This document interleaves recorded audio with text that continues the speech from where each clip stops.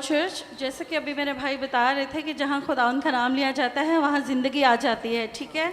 तो ये मेरी बहन सारा है, इनकी गवाही बहुत इनकरेजिंग है। ये बता रही हैं कि ये शेख ज़ायद रोड से 120 की स्पीड से घर पर आई। 120 की जब स्पीड से वो आई तब गाड़ी बिल्कुल नॉर्मल चली, कुछ नहीं हुआ। लेकिन ठीक आधे घंटे के बाद जब वो दोबारा घर से वापस निकली किसी काम को, तो 80 की स्पीड पे इनकी गाड़ी के ब्रेक फेल हो गए थे। इन्होंने बहुत शुक्र किया खुदावंद का कि जब ये 120 की स्पीड पे आ रही थी तब ये हादसा नहीं हुआ। लेकिन इन्होंने दिल में दुआ की और ये कहती हैं कि अचानक से पता नहीं कैसे मौजूदाना तौर पे खुदावंद ने इनकी गाड़ी को साइड पे लगा दिया और इनको कोई ज़रर नहीं पहुंचा।